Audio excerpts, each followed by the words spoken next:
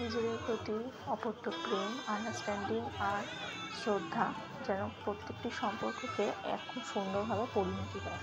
এই ছেলেমেয়ে দুটি খুব ছোট্ট হলেও যেভাবে ওরা ওদের সম্পর্কটাকে খুব সুন্দরভাবে পরিণতি দিল তা বেশ ভালো লাগে। আর বেশি কথা বলবো না আজকে, আপনারা আমার সঙ্গে উপভোগ করতে থাকুন ওদের বিয়ের কিছু সুন্দর মুহূর্ত।